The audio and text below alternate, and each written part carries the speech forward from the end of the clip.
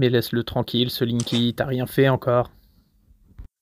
Salut les disjonctés, aujourd'hui on va voir si Enedis, l'État, tout ça peuvent vraiment nous couper nos chauffe-eau.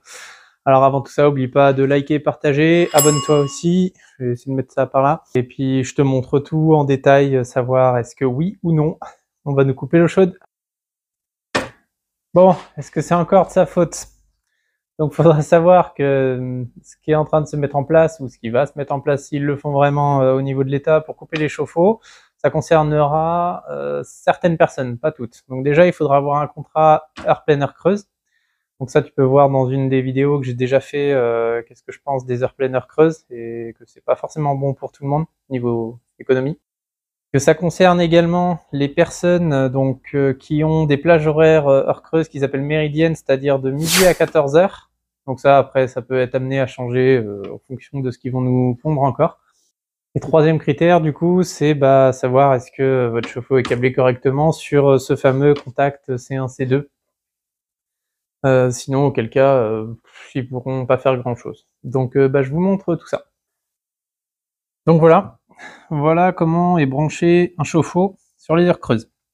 On va passer rapidement parce que je ferai les détails dans une autre vidéo.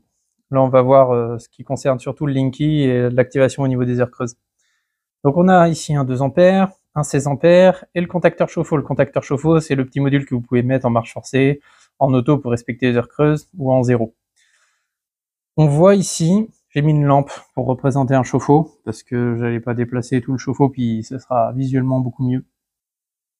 Donc on a ici notre contacteur chauffe-eau. Donc ce qui alimente ce petit contacteur, c'est bien le 16 ampères. Le 2 ampères, lui, sert à alimenter cette bobine qu'on appelle A1, A1, A2 sur le contacteur. Elle est notifiée comme ça.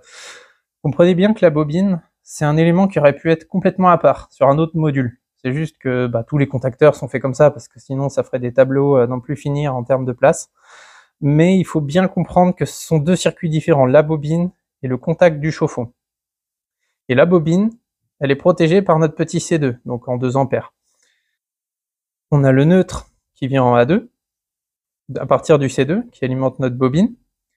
Et nous, pour qu'on ait du courant ici sur notre chauffe-eau, il faut que sur A1, on ait une phase qui arrive, soit alimentée en 230 sur la bobine.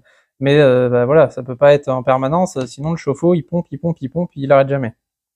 Donc pour ce faire, on a sur le fil A1 en marron, c'est un des fils qui vient du Linky. Je vais zoomer après sur le Linky. Et on a le C2 en dessous aussi, la phase du C2, elle, qui part aussi au Linky. Donc là, je vous montre tout de suite en dessous. Donc voilà, on a notre Linky, disjoncteur abonné, tout ça. Alors chaque Linky, je crois qu'il y a 3 constructeurs différents, 3 ou 4. Chaque Linky s'ouvre plus ou moins différemment. Il y en a, c'est juste à la main, on déclipse. Faut y aller mollo, essayer de pas casser ça parce que ça va vous coûter cher s'il faut appeler Enedis. Donc ici, on a la fameuse borne C1, C2 qui est ici. Donc on voit bien mes deux marrons.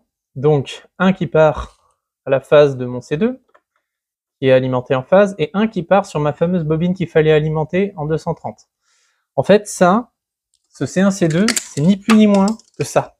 C'est exactement ça. Hein. C'est un interrupteur. C'est comme si de midi à 14h, il y avait un mec chez EDF qui attendait, qui dit « Ah, oh les gars, c'est l'heure des heures creuses ». Du coup, on ferme le contact ici et on envoie l'alimentation dans la bobine du contacteur chauffe-eau. Voilà, il se passe que ça. C'est pas ce contact qui décide si les kilowattheures sont moins chers, etc. Ça, c'est au niveau de vos fournisseurs d'énergie que ça se décide. Mais en fait, c'est aussi simple que ça. Et donc, pour vous montrer ce qui se passe, donc c'est exactement ce que je viens d'expliquer, ce qui se passe au niveau du contact C1, C2, mais pour schématiser, visualiser, ne faites pas ça chez vous, parce qu'il y a quand même du courant là-dedans. Moi, je vais vous montrer. Surtout le faites pas, hein, parce qu'il y a du courant. Bon, moi je suis avec un fil isolé, hein, je risque rien. Mais je vais vous montrer exactement, en gros, ce qui se passe. Là, en fait, c'est exactement comme s'il était 14h.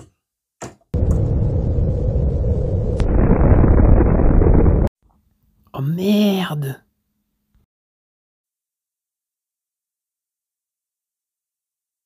Vous avez dit de pas le faire. Vous m'avez pas écouté. Donc voilà, il se passe ça. En fait, là c'est l'heure creuse, là il est midi, et là si on revenait à 14 h, finalement ça lâche, tout simplement.